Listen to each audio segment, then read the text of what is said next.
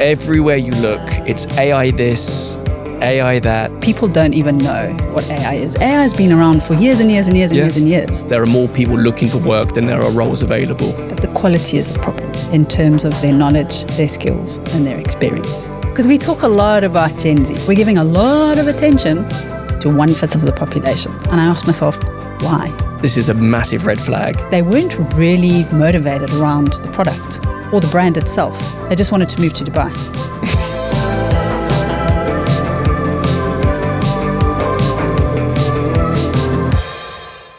Today, I'm joined by both a friend and someone I respect massively in the field of HR. Kirsty Koen has almost 20 years experience working with global and regional players across Middle East and Africa. She's someone whose opinion I value very, very highly, and someone that I want to speak to today to give you guys the opportunity to understand how the hiring decisions actually get made in this market. How long have we known each other now? Oof. It must be 12 years. It can't be 15 because I haven't been here that long. 13 years, actually. 13 years. Okay, Yeah. so 13 years of 13 conversations. How would you describe the Middle East market for candidates looking to come into this region? I think the most prominent pattern around the Middle East is the culture. A lot of the work that I do is transformation. So that's why people hire me to come in and transform their companies. But looking at it from a cultural perspective, the Middle East is very familial.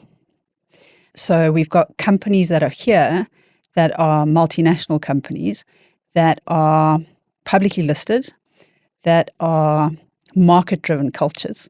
And in terms of attracting talent to this region, we need to think about the culture.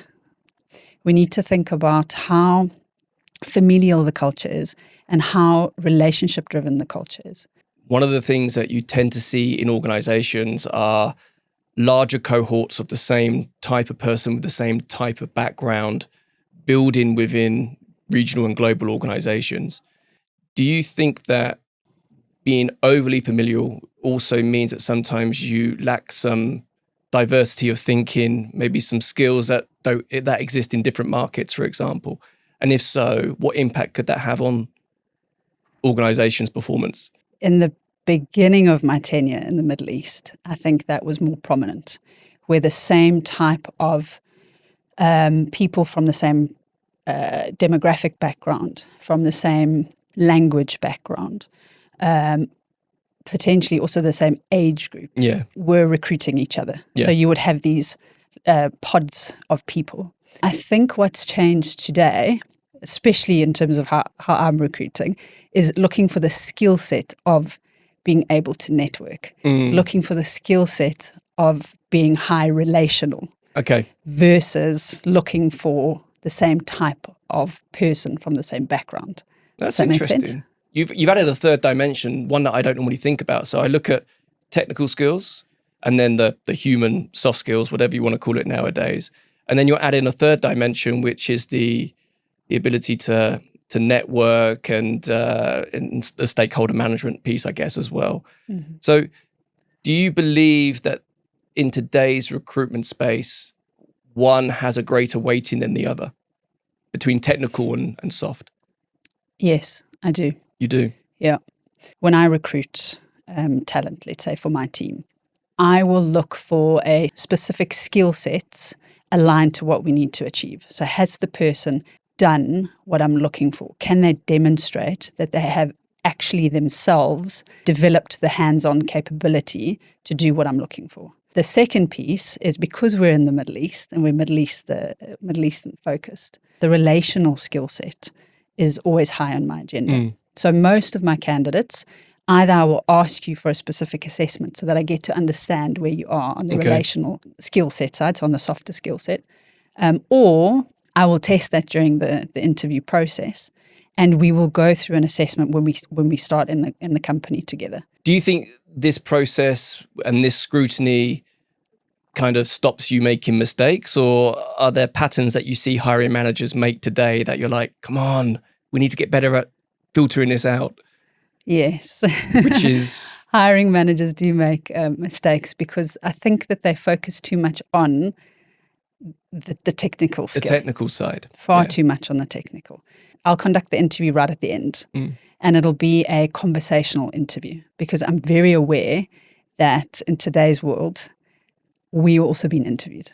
Yes. So we're not just interviewing the candidate. It turns into a Q&A from a potential employer's perspective, where they're more focused on extracting information than giving information. People forget that it's a two-way street. Yeah. All the people that I've recruited in the last year and a half in my current organization, that's actually how I start. Yeah. I say, I just want to share with you that you're interviewing us as much as what we're interviewing you.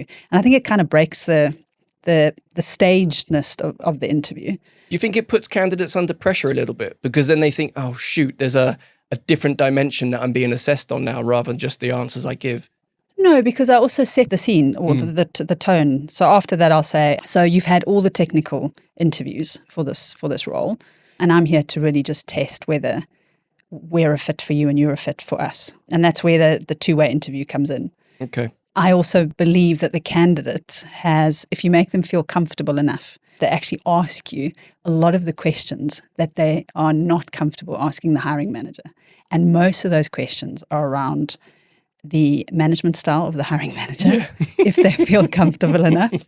Which is a good question because you don't want to make any mistakes with accepting a job. Yeah, absolutely. So, again, they're interviewing and they're asking these things. Obviously, I'm not going to say that the hiring manager is not a good line manager. What if they weren't a good line manager, though? How would you come up with an answer that was still credible enough to make them make the right choice? Well, number one, don't lie. Don't lie. I think that's the integrity part. The candidate and the line manager are from totally different worlds, number one. They are from different industry backgrounds and they're in different life phases. And this is really important, this life phase. Yeah. So the candidate is at mid-career. Hiring manager is at the end of their career. And one of the question that was asked to me was, so what is the expectation of me reporting into this person? I don't see them online. I cannot see who they are. I have no visibility of this person. This person was just a kind of an enigma in the open social market. Yeah. Okay. So they've just chosen, or there's many people in the market who choose not to be on social media, right? Some people are very private about their life. Yeah.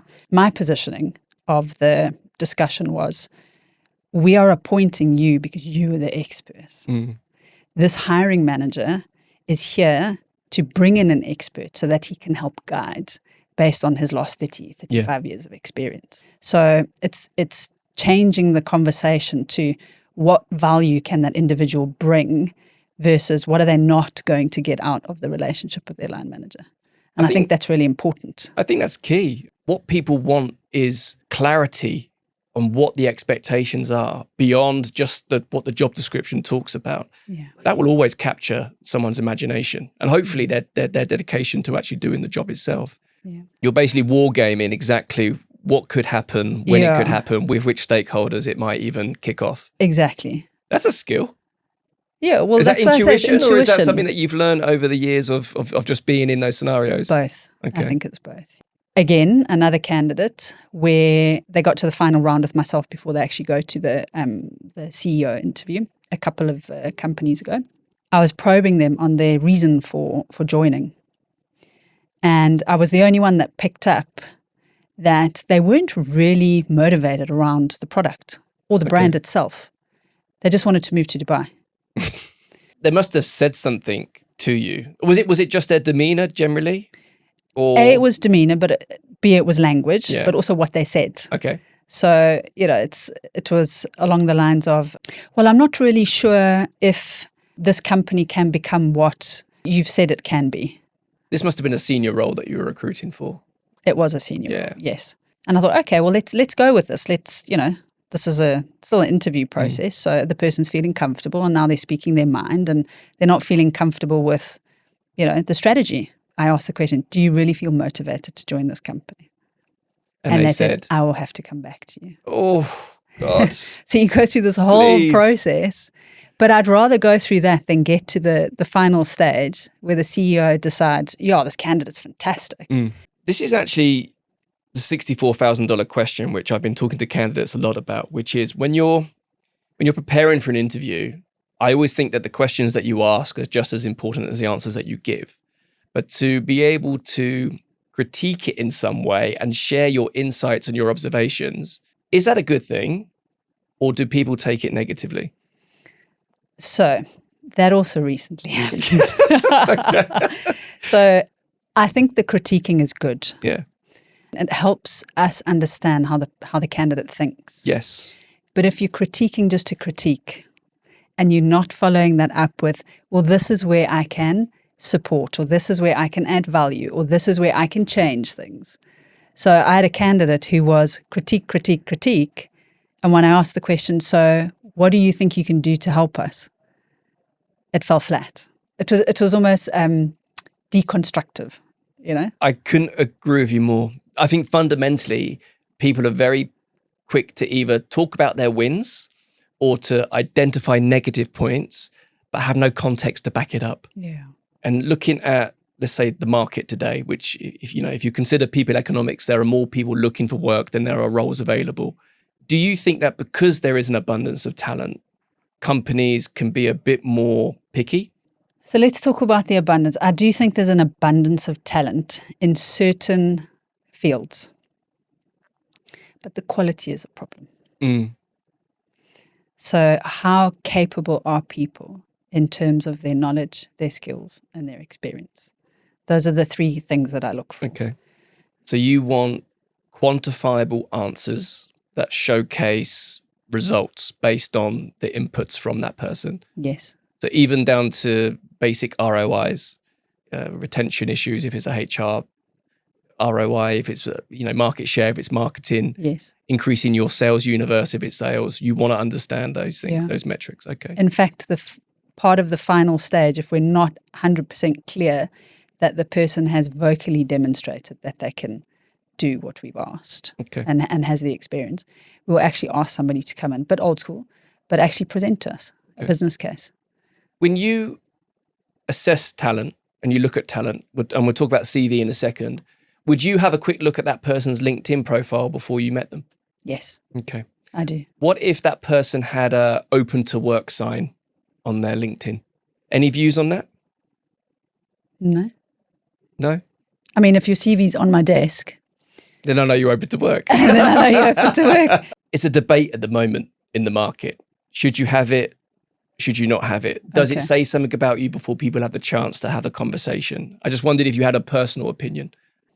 If I had to look at my own people in the company and go onto LinkedIn and see they're open to work, I'd have two thoughts. The one is they're open to work. These guys are brave. Yeah. No, simple, they're open to work. Or they forgot to remove it. They forgot to remove it. We'll go with that one, actually. Yeah. If you want to leave your current employer, then leave your current employer. Let's have a conversation. Why do you want to leave? What are the reasons you want to leave? Is it too late? These are all the conversations that we should be having with people. And by the time you see that they're open to work, it's already too late. At least it gives you an indication on who you can reach out to who's already potentially in the thought process of either going to be active or actively looking. Good question for you. Yes. What's the longest spell you've had at one company in your career? Ooh, my longest spell was 9.5 years. This was BAT? British American Tobacco. Yeah, good business. Very 3 good different business. countries. Most roles in HR except for reward. Okay. And then my second longest was here in the Middle East, which was 6.5 years, which was the Altair Group. Altair Group, yeah. Yeah. Great And I business. started, absolutely. And I started in their logistics joint venture, Danzas. When we look at the workforce today, companies that haven't provided necessarily for a multi-generational workforce could be struggling somewhere down the line, especially when it comes to attracting and retaining what people label the Gen Z. What's your view on bringing in and retaining Gen Zs within the workforce today? I actually went into some statistics Okay. to really have a look at, because we talk a lot about Gen Z. Can we not fly by the seat of our pants? Yeah, Statistics just bring me back down to earth. Yeah. I like generalizations. Yeah, so I thought, okay, let me go and actually have a look at how many Gen Zs we have in the UAE. Yeah. So out of the total population, I think we have about 20%. So it's 1/5 of the population. Which must be increasing just by default. Which is increasing, Yeah. correct.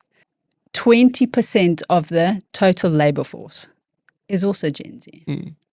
So that's 1/5.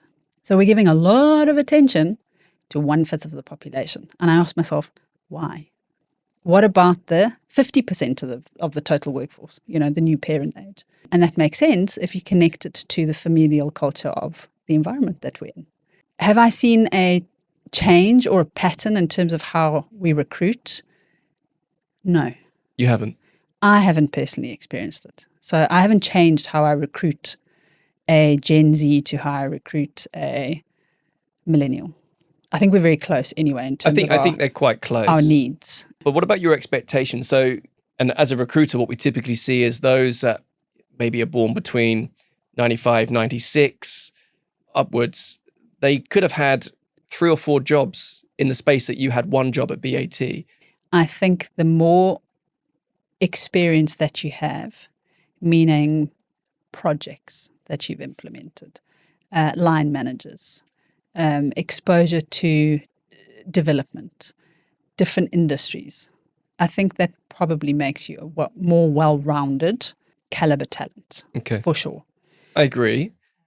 Then I also question whether or not stability and then resilience to stability also then gets brought into question if you move around too much. Absolutely. So then I go on, okay, so where am I going with my logic is how long have these people stayed in these companies? Have they stayed one year in one role, 1 year in another role, and 6 months in another company? So that, that has to have an impact on the knowledge, skills, and experience. The 9.5 years, I think I had maybe 4 or 5 roles. The role that I stayed in the longest was a senior management role where I took all the knowledge, skills, and experience that I had gained from the junior positions. So you were just collecting all these different skills. And collecting all this knowledge from everybody, right? But then the role that you were in the longest was your application role, your execution role of all those skills. That was the execution role. Anyone who's watching this and they want to be able to present themselves in the right way, you can go into roles and you can collect the skills and you can learn from people as much as possible. But if you haven't had a role in which you've implemented those skills, correct, your value is less. Absolutely. Don't just think, what am I getting from each role? Think about giving back and then have the balance around that. Yeah.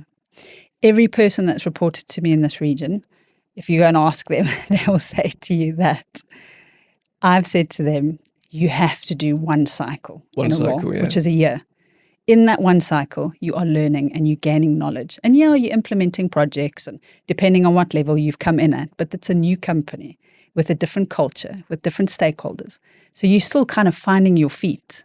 I think what you've done is you've kind of given a blueprint for the perfect type of response to any question you're going to be asked, what you've learned and then what you've implemented, and then, complete the cycle as you put it. Yeah, exactly. Well, say what you've done. Say what you've done. Yeah. And then say what you've learned. Yeah. And then how are you going to bring value to the organization that you've been interviewed for? Everywhere you look, it's AI this, AI that. What is your view on AI's use within attracting talent into companies? People don't even know what AI is. AI has been around for years and years and years and years and years. And we think it's just arrived. It hasn't. There are different variations of it. So we don't understand the technology enough to be able to use it properly. Companies are going to have to carve out resources and cost if you really want to be more digitally savvy. Talk about optimization here, are we? And using technology in the recruitment space for the right purposes. So you have to understand what is your objective when you bring in the AI into a company. And then, like any other technology, are we going to maximize investment that we've put in? It's an asset. You have to sweat the asset. If you don't understand how to use the asset, it's a problem. And I've been in many companies where we've implemented ERP systems and we don't even know how to use them. Yeah. And by the time we kind of think we know how to use them, we are already thinking about changing it. I mean, because people need to be busy. it's like AI is having a much bigger impact on even the screening process, where it once was a human to human business, has now become a human to ATS system business. Yeah. And that means that if it's not running efficiently, there are potential problems. And back to our comment about the Middle East and it being familial, Yeah. high culture, high relational. Yeah. I really don't think that the technology, if we don't connect it with the human experience, you will lose talent during the process, and probably good caliber talent. And I'm going to give you an example. You phoned me during COVID. I don't know if you remember. I do. And we had a long chat, and I was going through this interview process, and you gave me some advice. And then the recruiter called me back and said, your CV's gone through and you will be going through a video interview. And I thought, oh, okay, I can go through a video interview. It's probably on Teams. And they said, no, it's not with a person. We're going to send you a link. This pop-up box is going to open and we're going to ask you a question. So I opened the link and the question is about internal communications. Forget the question. I do believe that HR and communications go hand in hand. Yeah. But I'm going for an HR director. I'm applying for an HR director role in a very big group with very, very competent people, very high caliber people. And I'm asked a question about internal communication. And I have to speak to a black box with a green light. There is nobody there. So there's no cues from the person There's you're no talking cues. to. Are you on the right There's path? Are you on the wrong path? There's a timer to put you under pressure as well. To put me under pressure. And that timer's clocking down. My eyes are darting all over the place. I got a wall in front of me. I felt so uncomfortable. I actually stopped it. I just ended it. I was like, I'm not going through this. It was the worst interview experience of my career. So that company lost the opportunity to have a great HR person because they couldn't find the time to have a human speak to the other human. With the HR director. With the HR director. With a potential future HR director. Exactly. It blew my mind, I must admit. I mean, in terms of like employer branding and things like that, when you look at attraction and retention, surely this is a massive red flag. And I don't actually think I phoned you after that to tell you how it went. I was berating myself. I was like, you're not good enough, imposter syndrome. I actually freaked out. I thought to myself, maybe I'm not good enough. This is the other issue. So then you had this imposter syndrome. This is going to be the way that we're recruiting after COVID. I have to say, I haven't seen it in abundance. I'm hoping it maybe was a blip during COVID where people were trying to just be a little bit cute with the technology. Yeah, which is very concerning for me. Very Skynet, Terminator 2. Exactly, it's very Terminator. But yeah, we're probably heading in that direction and there'll be another big awakening. Yeah, exactly. Not the great resignation, the big awakening. I think the Middle East jobs market is like the Hunger Games. It's so competitive, and it's not even competitive from your own peer group, but it's competitive from people that may be even more experienced than you, that are prepared to compromise on their professional career ladder or even their financials for stability for the region. So I think that you have to really open your mind to not just what is the next natural role for me in my career, but where are my limitations on what I would accept versus what I want. And if you understand that, you'll be able to make yourself far more competitive, not just at your own level, but at other levels, because everyone else is kind of following suit. Now in-house, that's exactly what we're experiencing is we are able to bring people in from the outside, so expats in, because they're willing to accept or be more competitive on their initial acceptance of an offer. It's client-driven. Yeah, 100%. Keeping them around once they know the market and what the market is willing to pay, that's the biggest challenge. Yeah, that's the issue. So then you got the retention challenge. Kirsty, I loved it. Thank you. We'll do this again on a completely different topic at some point. Yeah, maybe we'll badmouth LinkedIn next time. Maybe. I've got plenty of content on that. I love the guys at LinkedIn. Maybe they're like you. I don't know if they like me. No, but they love it. I always give them feedback. So yeah, that's good. Be sure to follow us at ChatGRG on our socials, YouTube, Instagram, and TikTok. See you next time.